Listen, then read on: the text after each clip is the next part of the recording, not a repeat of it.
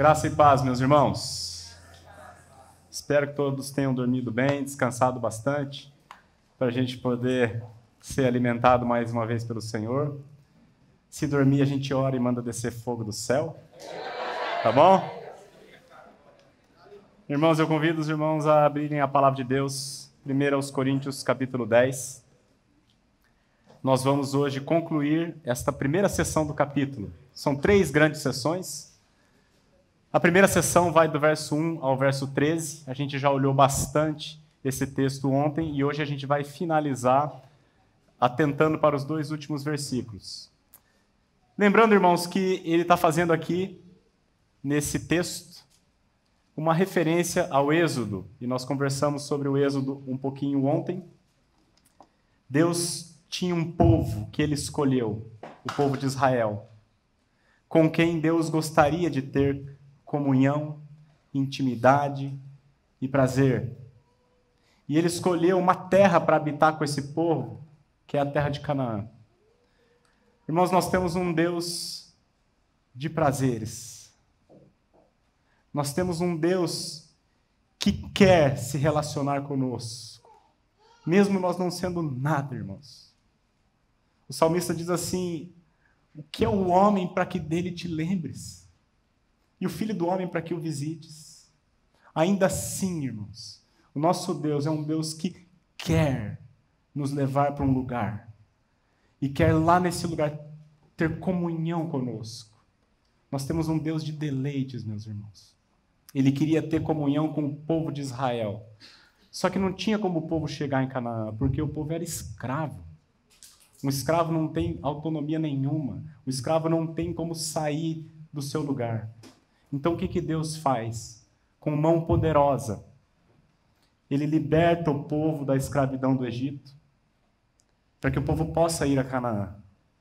Mas infelizmente, meus irmãos, esse povo, uma vez que recebeu a liberdade, não soube lidar com a liberdade e ficou prostrado no caminho. E é sobre isso que nós estamos tratando aqui. O objetivo de Paulo, irmãos, nessa passagem, nesses 13 versículos, é usar o exemplo de Israel para o nosso ensino.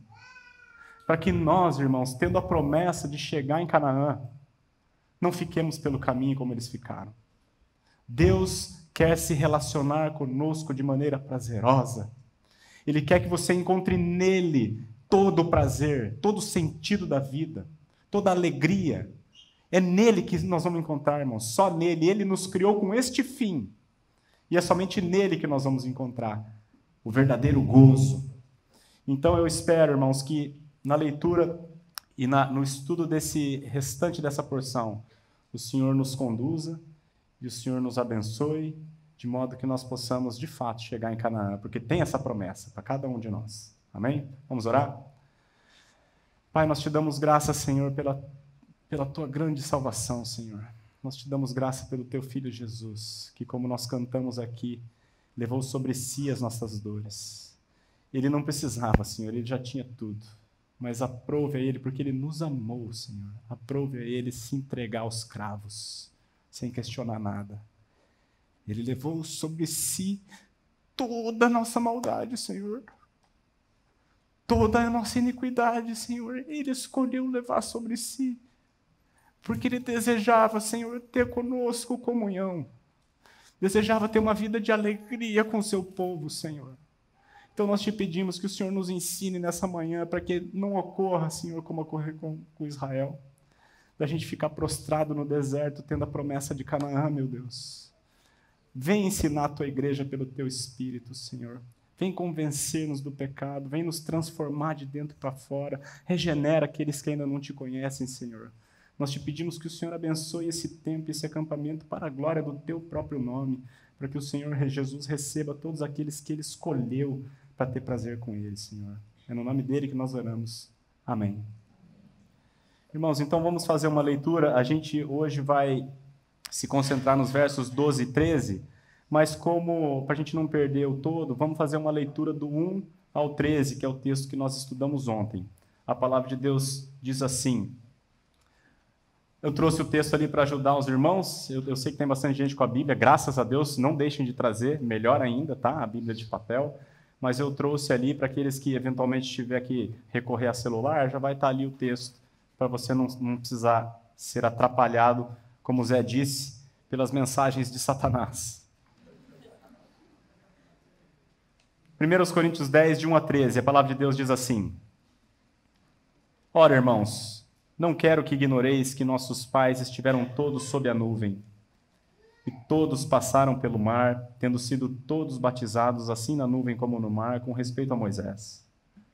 Todos eles comeram de um só manjar espiritual e beberam da mesma fonte espiritual, porque bebiam de uma pedra espiritual que os seguiam, e a pedra era Cristo.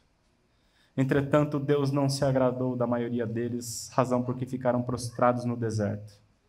Ora, estas coisas se tornaram exemplos para nós, a fim de que não cobicemos as coisas más como eles cobiçaram. Não vos façais, pois, idólatras como alguns deles, porquanto está escrito: o povo assentou-se para comer e beber e levantou-se para divertir-se. E não pratiquemos imoralidade como alguns deles o fizeram e caíram num só dia 23.000.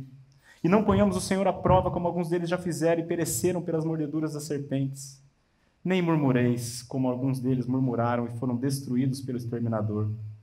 Estas coisas lhes sobrevieram como exemplos e foram escritas para a advertência nossa, de nós outros, sobre quem os fins dos séculos têm chegado.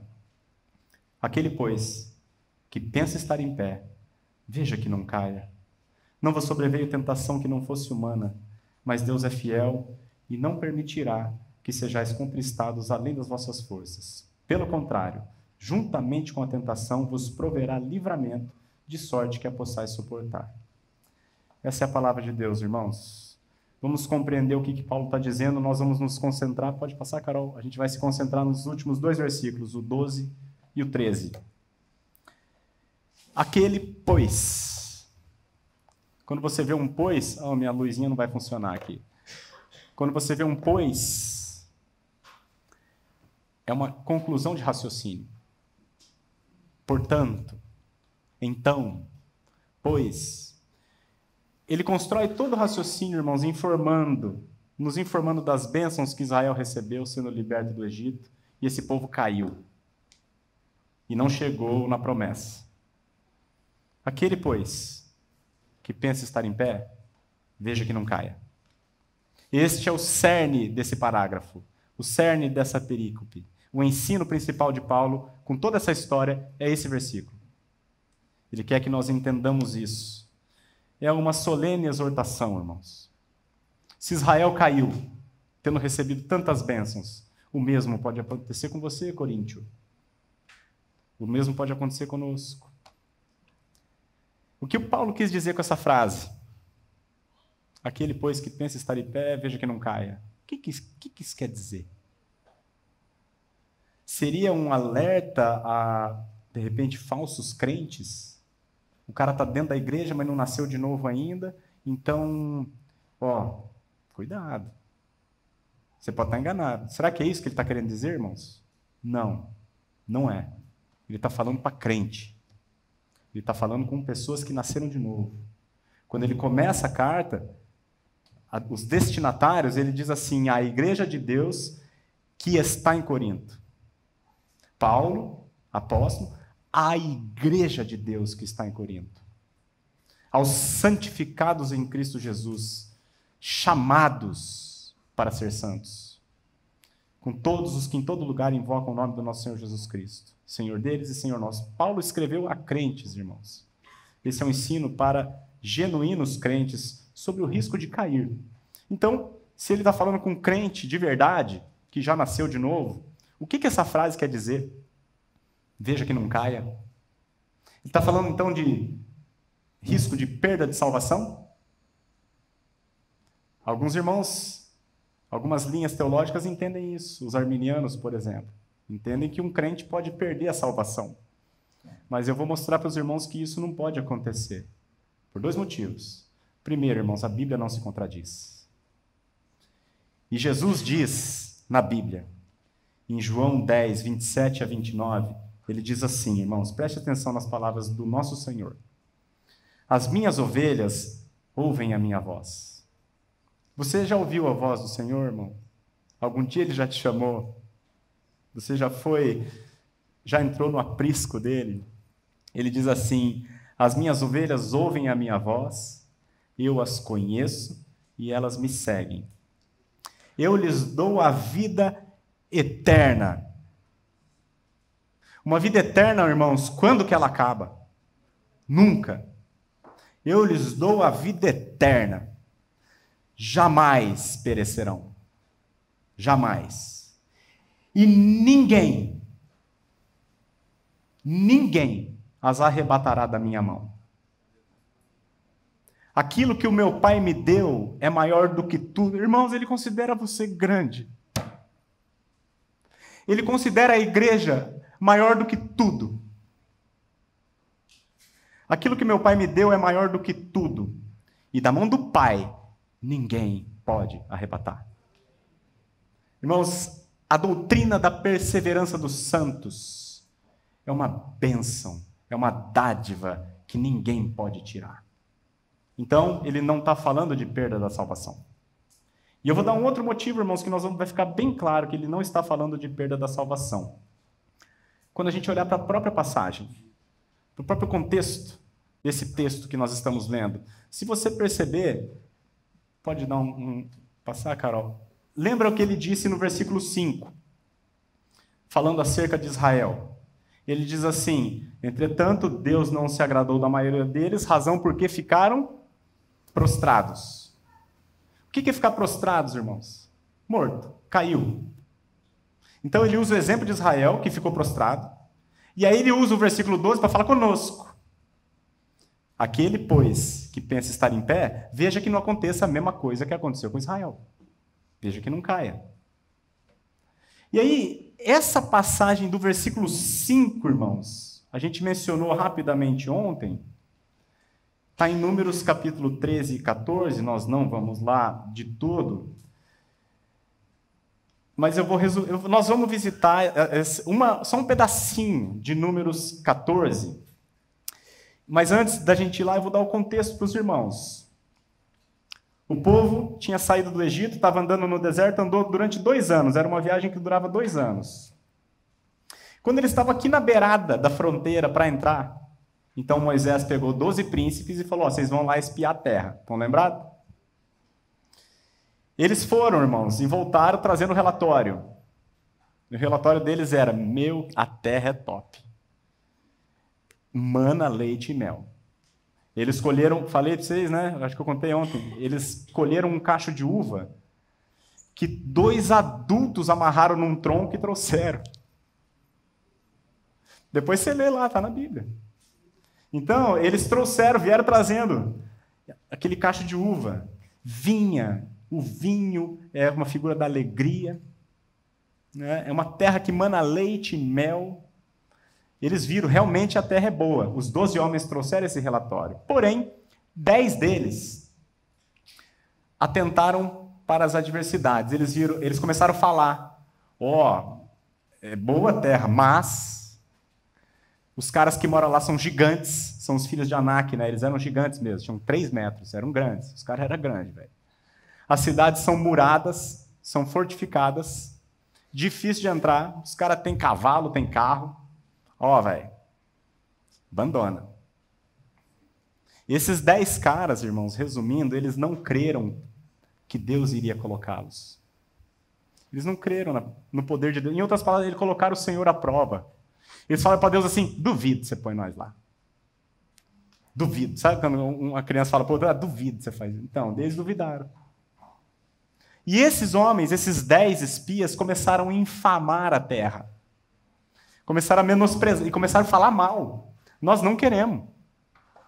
E começou a desencorajar o povo. Não vão, que vocês vão morrer. Nós somos igual gafanhoto na frente deles. Teve 2 exceções, Josué e Caleb. O Josué e o Caleb falaram assim, eles literalmente falaram assim: cala a boca. Está escrito na Bíblia que eles mandaram os outros se calar. Cala a boca. Deus falou que nós vamos entrar, pô. Vocês estão loucos? Mas o povo, irmão, sabe o que eles fizeram com Josué e Caleb? Tentaram apedrejá-los. Cala a boca você. Nós não vamos entrar. E o povo disse, com a sua própria língua: nós queremos voltar para o Egito. Nós preferimos morrer nesse deserto do que entrar naquela terra. Depois você vai lá ver, Números 14. Eles falaram: eu quero voltar. Aí, irmãos, Deus, o relato bíblico diz que Deus iria destruí-los. Merece, né? Se fosse nós, já tinha destruído, fulminado na hora, soltava uma bomba lá, acabava com todo mundo. Deus falou que iria destruí-los totalmente, mas Moisés, o homem mais manso que já existiu sobre a face da terra, agindo como um mediador, como um intercessor, uma figura de Cristo, ele intercedeu em favor do povo a Deus. E nós vamos ler a oração de Moisés em favor do povo. Números 14, 18 e 19. Moisés chegou diante do Senhor e falou assim: o Senhor é longânimo e grande em misericórdia, que perdoa a iniquidade, veja, ele perdoa, e a transgressão, ainda que não inocenta o culpado, preste atenção nisso. E visita a iniquidade dos pais nos filhos até a terceira e quarta gerações. Perdoa, pois, a iniquidade desse povo, segundo a grandeza da tua misericórdia, não baseado nos nossos méritos, mas na tua misericórdia, perdoa a iniquidade desse povo, como também nos tens perdoado a este povo, desde a terra do Egito até aqui. Então Moisés recorre não aos nossos méritos, mas à misericórdia de Deus e faz essa oração ao Senhor. Agora veja a resposta do Senhor, verso seguinte ao 20. Tornou-lhe o Senhor: segundo a tua palavra, Moisés, segundo aquilo que você me pediu, eu lhe perdoei. Está vendo? Perdoou Israel, está perdoado. Porém, é aqui que está a chave.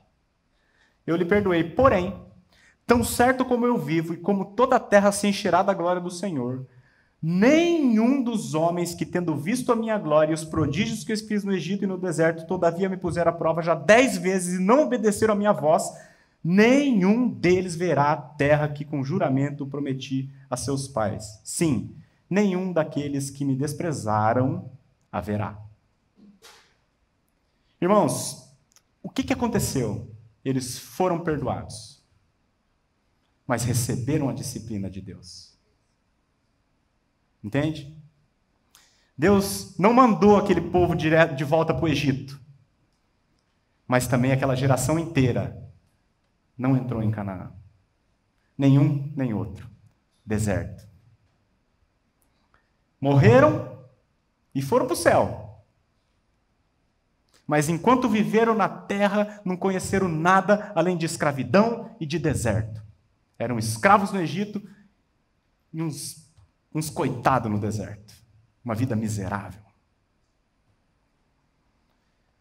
Deus perdoa, irmãos, mas Ele disciplina. Porque Deus é um pai que ama. Ele não cria filhos mimados. Tem um primo da Vanessa e da Ju, que eles contam uma história, que quando ele era criança, ele jogava tênis. Aí ele foi jogar um campeonato, não sei se você já ouviu essa história. Foi jogar um campeonato, ele pegou a raquete emprestada do pai, porque a raquete era melhor, tal. O pai emprestou. Aí ele, no meio do jogo lá, ficou nervosinho, quebrou a raquete. Bateu no chão, nervosinho. E aí quebrou a raquete, terminou o jogo, tal. Ele falou: pai, quebrei a raquete, você me perdoa? Tal. O pai falou: claro, filho, está perdoado. Ah, que bom, pai, beleza. Só que a tua mesada, você vai deixar de receber ela até você restituir o valor da raquete, combinado? Irmãos, Deus perdoa. Claro que perdoa. Mas Ele não inocenta o culpado. Ele nos justificou porque Jesus Cristo pagou a nossa conta. Mas Ele disciplina, irmãos, porque Ele é um pai amoroso. Ele não cria filho mimado. Ele quer trabalhar conosco. Então, voltando lá para o nosso texto, versículo 12, aquele, pois, que pensa estar em pé, veja que não caia. O que Paulo está querendo ensinar, irmãos, é que o cristão é livre. É livre. Saiu do Egito. Mas o mau uso da liberdade, a liberdade usada de maneira equivocada, leva ao fracasso espiritual. Nós estamos aqui na seção, capítulo 10, de 1 a 13, certo? Mas eu convido os irmãos a olhar a seção imediatamente anterior. Você está com a sua Bíblia aí? Olha o capítulo 9, o finalzinho, do 24 ao 27. Paulo, depois se os irmãos quiserem ler o capítulo inteiro, o capítulo 9 inteiro, Paulo dá o seu próprio exemplo de como ele usava a liberdade. Ele, no capítulo 9, é um bom exemplo. Israel, no capítulo 10, é um mau exemplo. E ele termina o capítulo 9, irmãos, dizendo assim: não sabeis vós que os que correm no estádio, todos, na verdade, correm, mas um só leva o prêmio? Naquela época tinha Jogos Olímpicos, né? Vocês não sabem que todo mundo corre no estádio? Todos correm, mas só um leva o prêmio? Paulo aqui não está... O ponto dele aqui, irmãos, não é a vitória em si, mas é o modo de vida do atleta. Diz assim: não sabeis vós que os que correm no estádio, todos, na verdade, correm, mas um só leva o prêmio? Correi de tal maneira que o alcanceis. O seu modo, a sua maneira tem que ser de maneira que você alcance. Todo atleta, em tudo se domina. Aqueles, para alcançar uma coroa corruptível. Nós, porém, a incorruptível. Ele dá o exemplo dele. Assim corro também eu, não sem meta. Ele não fica andando em círculos no deserto. Assim corro também eu, não sem meta. Assim luto, não como desferindo golpes no ar, mas esmurro o meu corpo e o reduzo à escravidão, para que, tendo pregado a outros, não venha eu mesmo a ser desqualificado. Então, irmãos, o que ele faz? Ele esmurra o próprio corpo. Ele não era masoquista, irmãos, ele não gostava de se bater. Isso é uma metáfora. Ele está dizendo o seguinte: eu reduzo o meu corpo à escravidão, não o contrário. Não é o meu corpo que manda eu fazer o que eu vou fazer.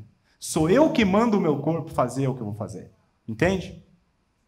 Eu reduzo o meu corpo à escravidão. Porque se o meu corpo me reduz à escravidão, logo, livre não sou. Que liberdade é essa que o meu corpo manda em mim? Paulo está dizendo. Você é um escravo. Você não conhece o que é liberdade. É o que ele está ensinando. Em síntese, irmãos, essa figura do atleta que Paulo usa, ele está dizendo o seguinte: um atleta displicente não vence. Pega os caras que chegam no pódio lá, pergunta como é que é a vida do cara. Relaxado? Não, irmão, é vida diligente. A última vez que eu preguei aqui foi acho que acampamento de criança, de juniores, e aí eu estava falando assim, e a Vanessa no final falou assim: ó, o seu braço está chacoalhando aqui embaixo a hora que você está pregando.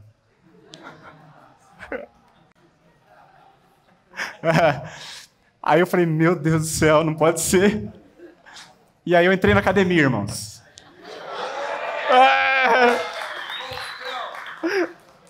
E aí a gente estava vindo para cá hoje de manhã, ela falou assim: ó, ontem você pregou, seu braço não chacoalhou, hein? Irmãos, um atleta em tudo se domina.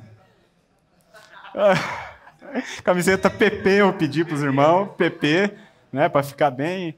Irmãos, um atleta em tudo se domina. Um atleta, ele não faz aquilo que ele simplesmente gosta. Ele faz aquilo que ele entende ser necessário. A mente governa o corpo e não o contrário. É isso que Paulo está dizendo. Certo? A vida de pecado arruína a nova criatura. A vida de pecado é uma tragédia para aquele que nasceu de novo. É uma tragédia na vida do ímpio também. Mas ele não sabe. Então é melhor ele viver pecando mesmo. A vida que ele tem é essa. Agora, na vida do crente, irmãos, a vida de pecado é uma tragédia. Por dois motivos. Primeiro, porque rouba a sua alegria. O pecado engana você. O prazer que o pecado oferece é enganoso, porque ele te conduz à morte. Você sabe disso. A tua consciência sabe disso. O teu dia seguinte sabe disso. Você sabe do que eu estou falando. A nova criatura se tornou coparticipante da natureza divina. A natureza divina não tem comunhão nenhuma com as trevas. De modo que se você se submete a esse tipo de vida, você vai experimentar nada além de um deserto. Você sabe do que eu estou falando. Sentimento de culpa, de tristeza, de desalinhamento com o Senhor.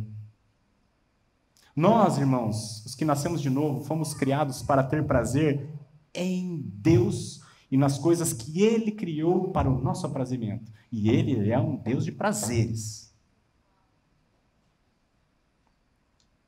E o segundo motivo pelo qual o pecado arruína a vida do crente é que ele destrói o testemunho do crente. Deus nos resgatou para que nós sejamos aqui na terra um testemunho da glória dele. E quando nós vivemos em pecado, esse testemunho acaba. E Deus precisa zelar pelo seu nome. O Dr. Steve Lawson, pregando esse texto, ele falando sobre os israelitas que ficaram prostrados no deserto, ele diz assim, como se Deus falando daqueles israelitas: eu estou cansado de ver vocês profanando o meu nome na terra, vivendo de uma maneira que eu abomino, em detestáveis idolatrias, em imoralidade, em tanta murmuração. Então eu vou eliminar vocês para que cesse esse mal. Aqui no céu, por exemplo, vocês vão ser glorificados e acaba esse problema. Então sai da terra que vocês estão me atrapalhando. A vida de pecado acaba com o testemunho, irmãos, e acaba com a nossa alegria. O que Paulo está ensinando aqui é cuidado com a autoconfiança. Aquele, pois, que pensa estar em pé, veja que não caia. A soberba, irmãos, precede a ruína, a Bíblia diz. Não demole para o pecado, porque um abismo chama outro abismo. Grandes homens de Deus na Bíblia, irmãos, arruinaram as suas vidas. Estão no céu, mas enquanto viveram aqui, viveram vidas de tragédia, irmãos. Israel é um exemplo, estamos falando desde ontem, mas tem outros exemplos. Rei Davi, por exemplo.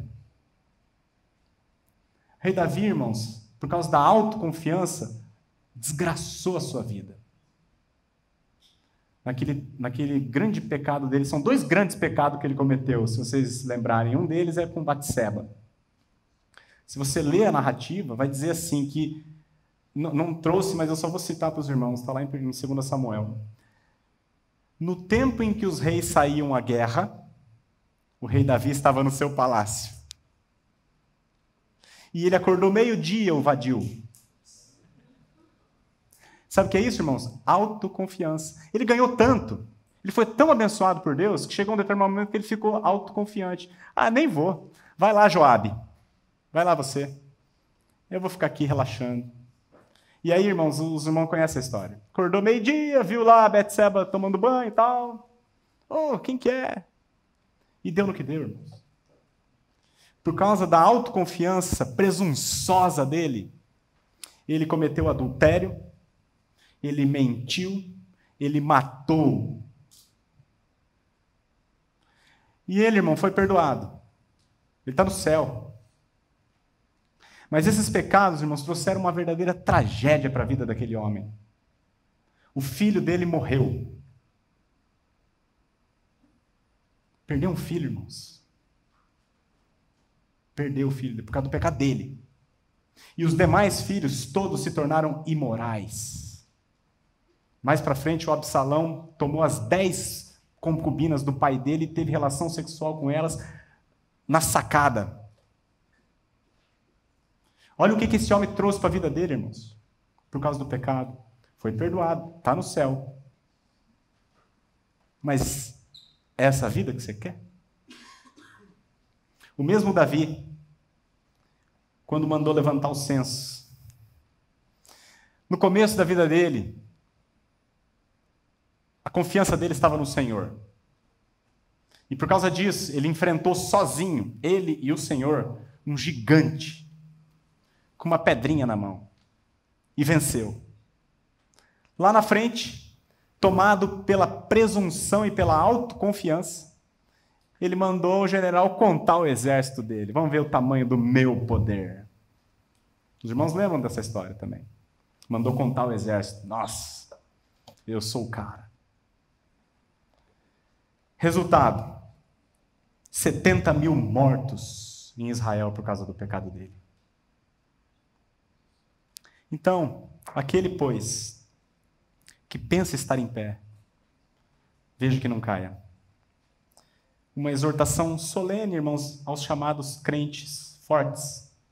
Na igreja de Corinto, amanhã nós vamos falar mais detalhadamente sobre isso, mas na igreja de Corinto tinha 2 tipos de crente. Toda igreja tem 2 tipos de crente. Aqui também. O crente chamado, entre aspas, forte, e o crente chamado, entre aspas, fraco. O crente forte é aquele que conhece a sua liberdade e usufrui dela. Nada de errado com isso. Exemplo de Corinto. Pode comer carne sacrificada a ídolo? O crente forte sabia que a carne não é carne. O ídolo não existe, então claro que eu posso. Esse é o crente forte. Qual que é a tendência do crente forte, irmãos? Libertinagem. A tendência do crente forte é relaxar. E tem o crente fraco. Não, de jeito nenhum, hipótese nenhuma, você pode comer, isso é pecado. Qual que é a tendência do crente fraco? Legalismo. Todas as igrejas têm crente forte, crente fraco. O verdadeiro evangelho, irmãos, não é nenhum nem outro. O evangelho não é legalismo e não é libertinagem. O evangelho é verdadeira liberdade que vem de dentro para fora de um coração regenerado. É ser livre para escolher livremente fazer o que convém. Isso é liberdade. Não é ser dominado por regras. Então, Paulo está ensinando aqui, é para os crentes fortes. Você que pensa que está em pé. Você que se considera forte. Cuidado. Para você não tropeçar. Porque homens fortes tropeçaram. Está aí o exemplo na Bíblia. Tudo quanto outrora foi escrito, para o nosso ensino foi escrito. Está claro então, irmãos, o versículo 12? Podemos partir para o 13? Entenderam o que significa isso? É uma exortação solene para que nós não sejamos presunçosos, para que nós não abusemos da liberdade que nós temos, porque ela traz consequências. E, irmãos, depois de... Sempre na Bíblia que você vê uma exortação, sempre junto dela vai ter um encorajamento. Porque Deus não nos deixa sozinho. Deus é como um pai que pega pela mão enquanto a gente está no deserto. Ele nos conduz no deserto.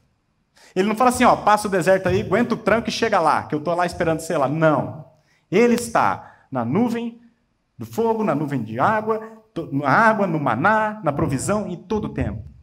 A rocha era Cristo, estava com ele, seguindo. Então, o Senhor está conosco e sempre estará.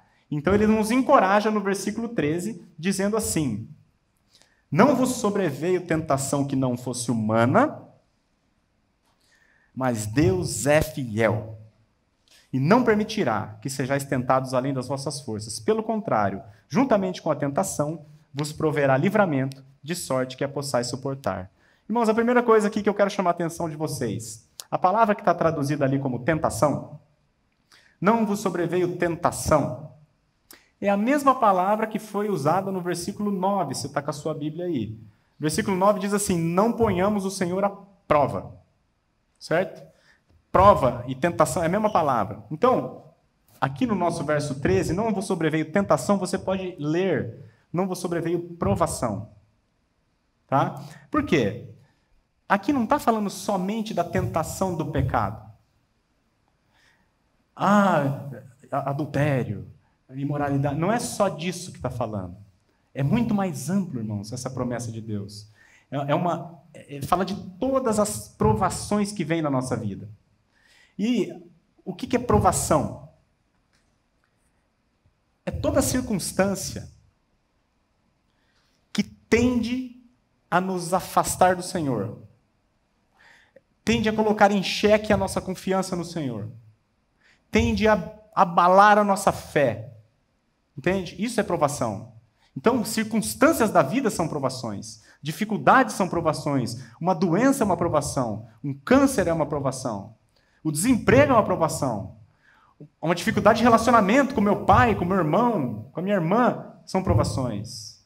Dificuldade no casamento, provação. Dificuldade com o filho, provação. Entende, irmãos? Então, Deus, essa promessa não é só a tentação de pecar. É a tentação de abandoná-lo. A tentação de não crer nele. Como o povo que não creu aqui, eles foram provados. Quando eles viram lá os gigantes, as muralhas, não. Eles foram provados e falharam. Então Deus está dizendo assim que não vai vir provação que Ele não esteja conosco. Deus é fiel, a Bíblia está dizendo. Aquele que começou a boa obra em vós é fiel para completá-la, até o dia de Cristo Jesus. Então, como é que vem esse socorro dele? Esse auxílio? Porque ele está prometendo que vai nos auxiliar nas provações. Vem de duas maneiras. A primeira, está ali, ó. Ele não permitirá que sejais tentados além das vossas forças. Primeira promessa. Uma promessa, irmãos. Creia nisso aqui. Porque Deus está dizendo. Não vai fazer igual os espias lá. Crê na promessa de Deus. Não vai vir provação que seja além da tua força. Existem 3 fontes de tentação para nós. 3 origens. Satanás, o tentador. O mundo.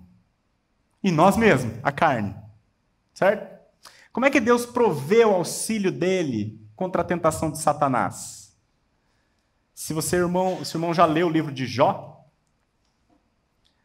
você vai perceber que Deus usa Satanás, como um servo para trabalhar na vida do Jó.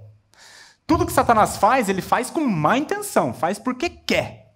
Mas Deus, como é soberano, usou o Jó para trabalhar, usou Satanás para fazer um trabalho maravilhoso de provação e de purificação na vida do Jó. E lá no final, irmãos, Jó fala assim: eu te conhecia de ouvir falar, mas agora os meus olhos te veem. Deus é soberano sobre Satanás, irmãos. Não cai nessa história de que a gente é ensinado pelo mundo que Deus e Satanás são inimigos, um arquirrival do outro. Não, irmãos. Satanás é como o pastor Maurício falou uma vez na igreja, é um cachorrinho do Senhor. Ele faz aquilo que o Senhor permite. E o Senhor, para a sua glória, usa. Foi assim com Jó. Como é que é o auxílio de Deus contra a provação que vem do mundo? Porque o irmão sabe que o mundo, irmãos, o mundo é o corpo de Satanás. Entenda. Assim como Cristo é o cabeça e tem um corpo aqui na terra, que é a igreja, Satanás é o príncipe, o cabeça, e ele tem um corpo aqui, que é o mundo, o sistema do mundo. Esse que nós estamos inseridos. Como é que é o auxílio de Deus para nós, com relação à provação que vem do mundo? Gálatas 6,14. Paulo diz assim: longe de mim esteja gloriar-me, senão na cruz do nosso Senhor Jesus Cristo. A cruz, irmãos. A cruz é a provisão de Deus para a gente vencer o mundo. A cruz. Longe de mim esteja gloriar-me, senão na cruz do nosso Senhor Jesus Cristo, pela qual o mundo está crucificado para mim e eu para o mundo. Na cruz de Cristo, nós, por meio da cruz de Cristo, nós recebemos um novo coração, uma nova mente. Tirarei de vós o coração de pedra e vos darei um coração de carne. Porei dentro de vós o meu espírito e farei que andeis nos meus estatutos, guardeis os meus juízos e os observeis. Irmãos, por meio da obra que Cristo fez na cruz, todo aquele que crê recebeu a mente de Cristo. E este novo homem, regenerado, com uma nova mente, com um novo coração, entende claramente o que é o mundo, e com um novo entendimento acerca do mundo, vence o mundo. E o nosso terceiro inimigo, que nos traz provações, esse aqui, ó, que chacoalha, inclusive, às vezes. Não está mais chacoalhando, né, irmãos? Para acordar a galera aí. Irmãos, qual que é o auxílio de Deus contra a nossa carne? Romanos capítulo 6, versículo 6. A Bíblia diz assim: sabendo isto, você sabe já isso que nós vamos ler?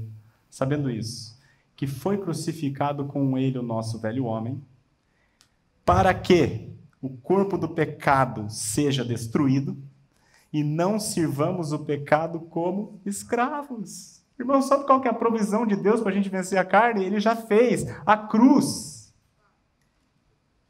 A cruz. O velho homem que ele está dizendo ali, irmãos, é aquele escravo que morava no Egito. Escravo do pecado. Ele foi crucificado no passado, está escrito ali. Foi crucificado. Para quê? Está escrito ali. Esse para quê é finalidade. Com que finalidade? Para que o corpo do pecado, ou seja, o domínio da carne sobre nós, seja destruído. E o seja está no presente. Seja destruído diariamente. Por isso Paulo fala, eu esmurro o meu corpo e eu o reduzo à escravidão. Não é ele que me escraviza. Porque o corpo do pecado foi destruído na cruz de Cristo. Não sirvamos o pecado como escravos. Liberdade cristã, irmãos, é ser de fato livre. Você é um homem livre.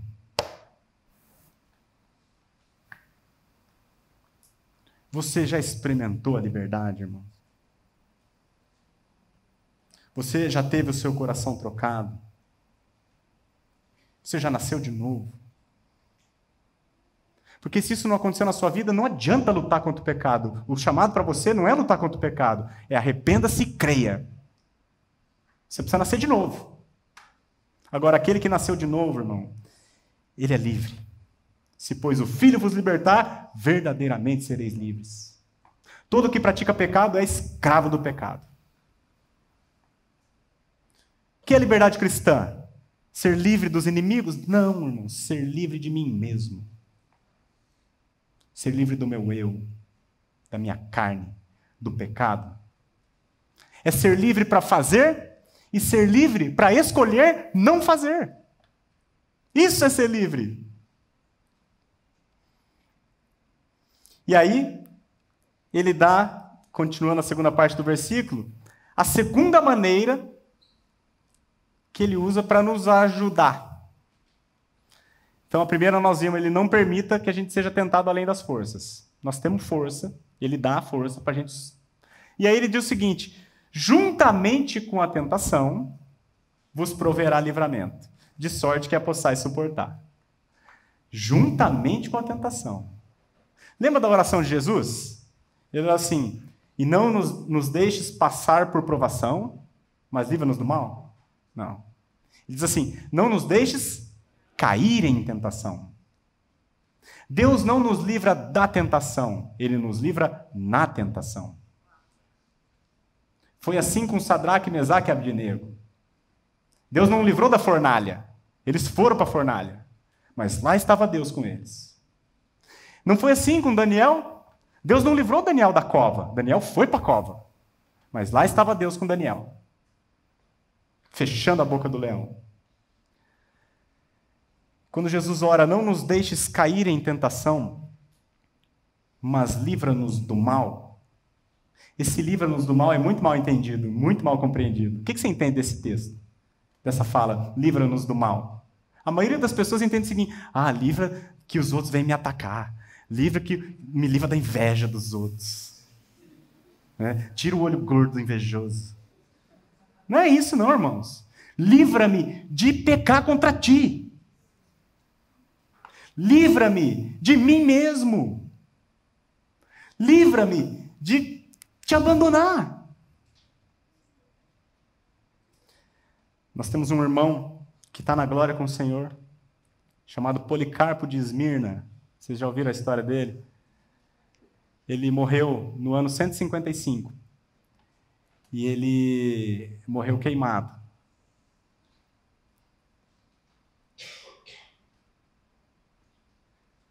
Quando amarraram ele lá, foram pregá-lo também. Ele falou assim, não precisa pregar. Não precisa me pregar. Se o Senhor vai me dar força para aguentar o fogo, não precisa me prender. Eu fico aqui. E aí o carrasco falou assim, cara, é tão simples você descer. É só você falar que o Senhor é o César. nega Jesus, aceita, diga que o César é o Senhor e desce, você pode ir embora, cara. E o Policarpo disse assim: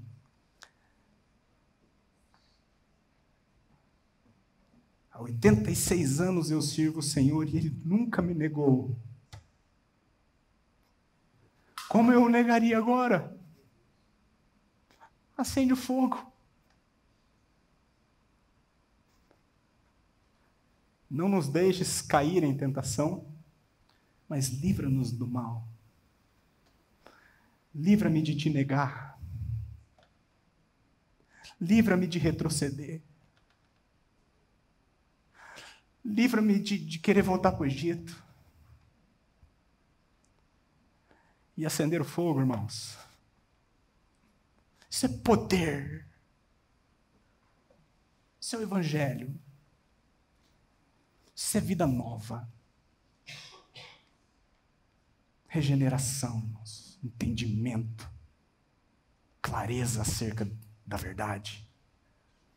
Acerca de quem é Jesus. Do que Ele fez. O que é o reino. O que é o céu. Convicção. Discernimento. Isso é ser verdadeiramente livre. Eu sou livre para, inclusive, morrer. Isso é liberdade.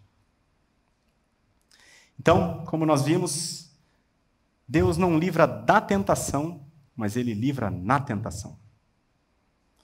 As provações, elas são necessárias. A gente não gosta, irmãos. A gente não gosta do deserto. Ô Senhor, leva a gente de avião, né? Vamos pegar um voo. Vamos de helicóptero. Não. Tem que passar aqui no deserto. As provações são necessárias, porque elas nos provam, o nome já diz. Elas nos purificam. Elas mostram o que está no nosso coração. Elas nos ensinam a ter deleite nele, e somente nele, e não na comida do Egito. Por isso que a gente não vai de avião para Canaã, irmãos. Deus nos leva intencionalmente pelo deserto. Quem entendeu isso muito bem foi o apóstolo Pedro. E eu vou só ler esse início da carta dele, 1 de Pedro 1, de 3 a 7. Olha como ele entendeu claramente, irmãos, a peregrinação. Ele entendeu claramente a salvação, a retirada do Egito. Ele entendeu a necessidade do deserto, irmãos. Olha o que esse homem diz. Ele começa, então, louvando a Deus pela salvação, né? Ele louva a Deus pela saída do Egito. Olha o que ele diz. Bendito Deus e Pai do nosso Senhor Jesus Cristo, que segundo a sua muita misericórdia, nos regenerou para uma viva esperança mediante a ressurreição de Jesus Cristo dentre os mortos, para uma herança incorruptível, sem mácula, imarcessível, reservada nos céus para vós outros que sois guardados pelo poder de Deus mediante a fé, para a salvação preparada para revelar-se no último tempo. Nisso exultais. Nisso que, irmãos? Nisso que ele acabou de falar. Na salvação, na redenção, na regeneração, na promessa da vida eterna, nos novos céus, na esperança que está... Nisso nós exultamos. Na saída do Egito. Nisso exultais. Aí o que ele diz? Embora, no presente, por breve tempo, se necessário, está escrito ali, versículo 6.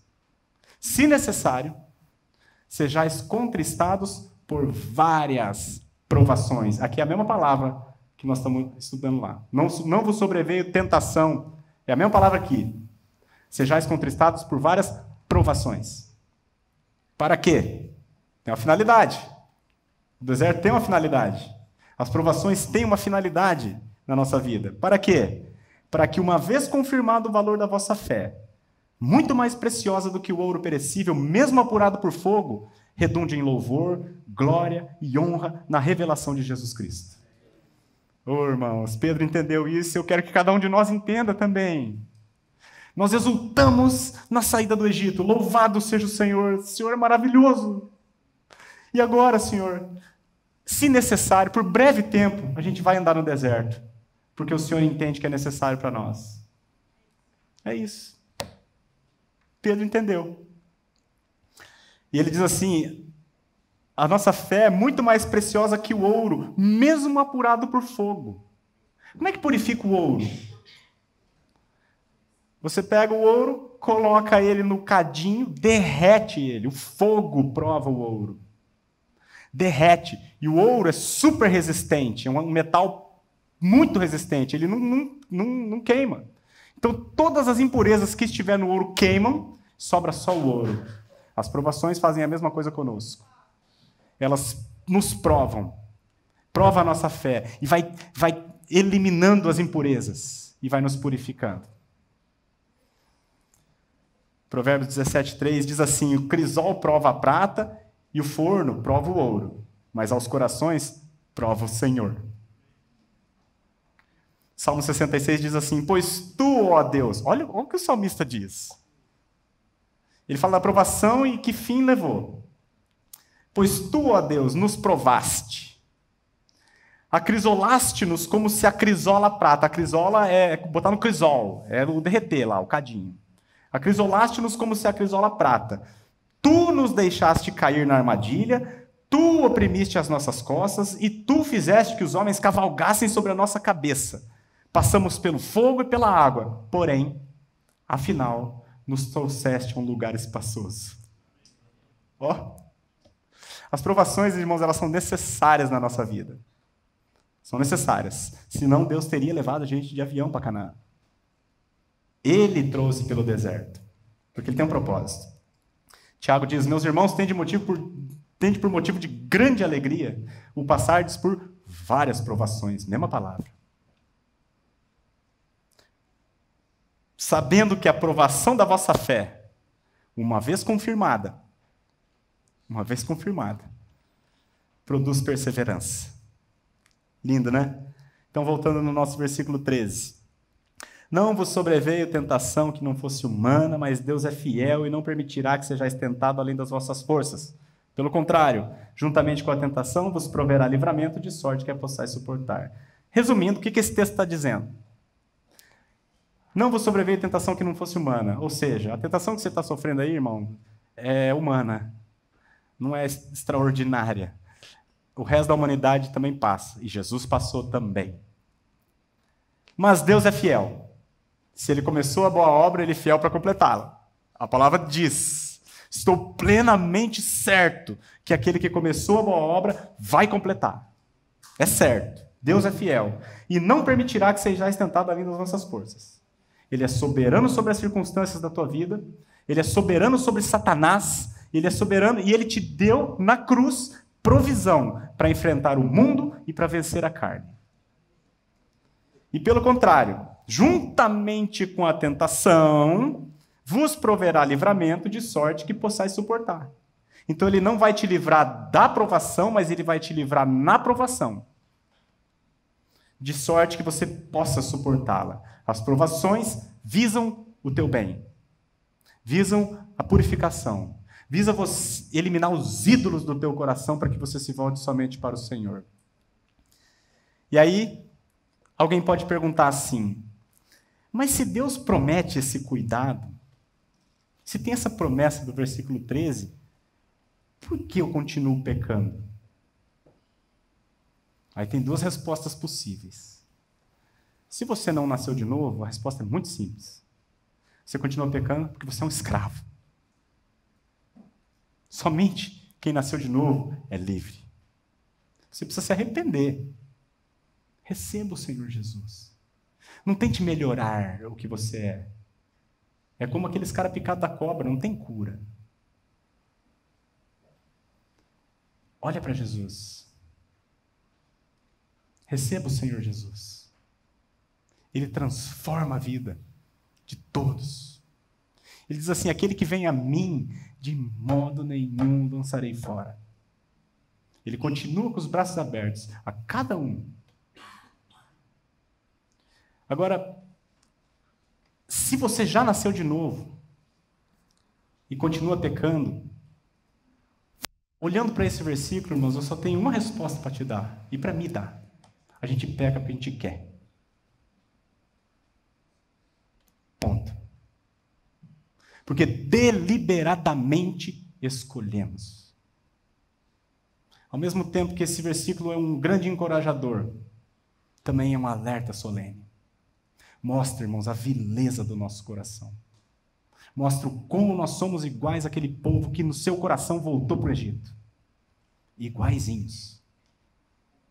Porque tudo quanto outrora foi escrito para o teu e para o meu ensino foi escrito.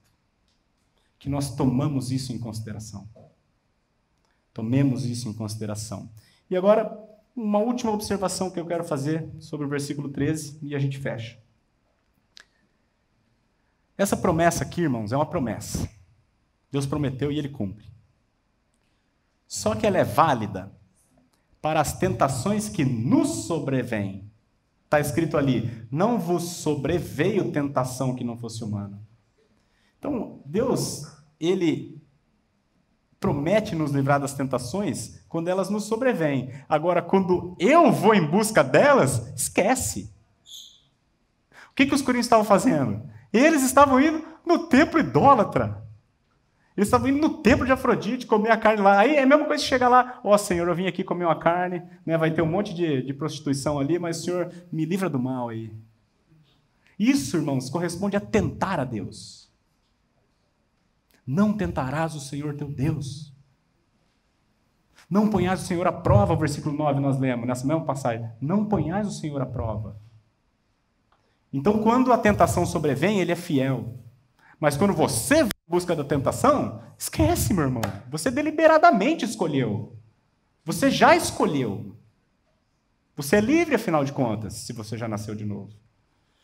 Então, fica essa observação. Tanto é, irmãos, que esse versículo 13, ele é uma promessa, sim. Claro que é, nós devemos nos apegar a ela. Mas preste muita atenção. Porque o versículo imediatamente anterior é uma exortação. Aquele que está em pé, veja que não caia. E o posterior, você vai ver depois, é um imperativo. Fugir da idolatria. É uma promessa, sim, entre uma exortação e um imperativo. Deus é soberano, irmãos, mas nós somos responsáveis. Tá certo? Então eu quero fechar aqui com os irmãos o que nós vimos nesses dois versículos. São só dois textos, dois versículos, mas muita coisa a gente viu. Resumidamente, o que nós vimos? Uma vez, irmãos, libertos do Egito, nós nunca mais vamos voltar para lá. Graças a Deus por isso. Nossa salvação é segura, irmãos. O Mar Vermelho fechou. Nem que você queira voltar, você não volta. Mas, você sendo livre agora, com essa liberdade que você recebeu, se você fizer mau uso dela, isso vai te deixar prostrado no deserto.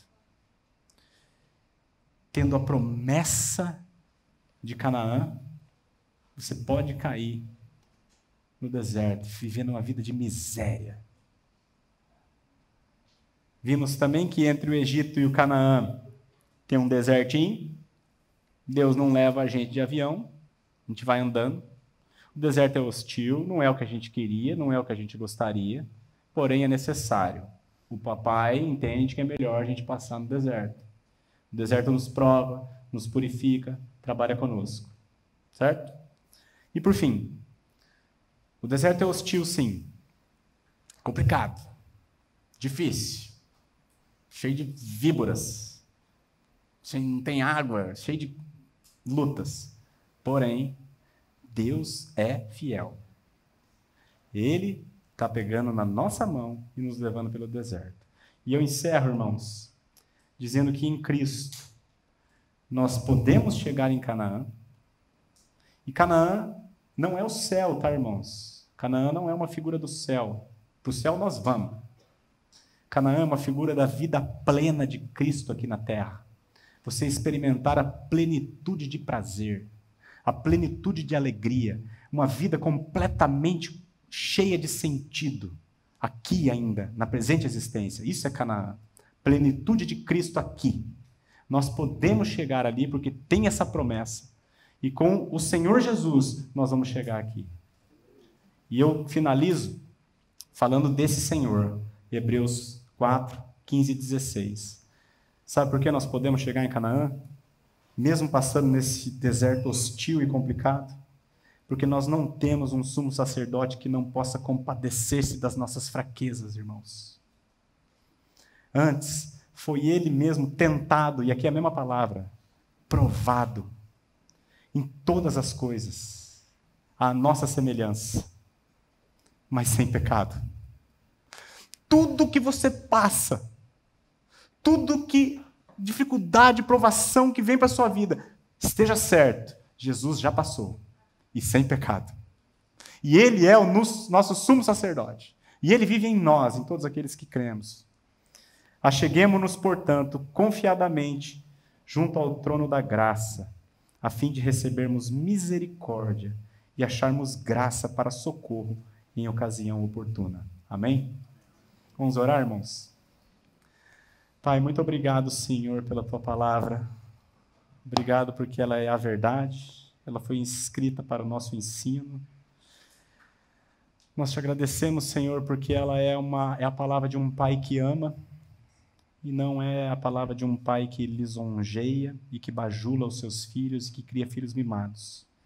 Antes, é uma palavra que exorta, uma palavra que admoesta, uma palavra que repreende. É a palavra da verdade, Senhor, que traz a verdade a nosso respeito. Então nós te louvamos pela tua palavra, porque ela é a palavra de um pai amoroso. E te louvamos também, Senhor, porque ela é a palavra de um pai diligente, um pai que sabe criar filhos. E não vem só com repreensão, só com exortação, mas ela também está cheia de promessas, Senhor. E nós te agradecemos pela promessa que o Senhor deixou de ser fiel a nós, fiel à tua própria palavra, aliás. E o Senhor há de nos conduzir até a volta de Cristo Jesus. Nós te pedimos, Senhor, que nesse deserto hostil que caminhamos aqui, o Senhor nos conduza de maneira que nós possamos, assim como Josué e Calebe, possamos entrar em Canaã e desfrutar das delícias de Canaã, terra que mana leite e mel, na presença do nosso Senhor Jesus. Assim nós te pedimos, Senhor, em nome de Jesus. Amém. Amém.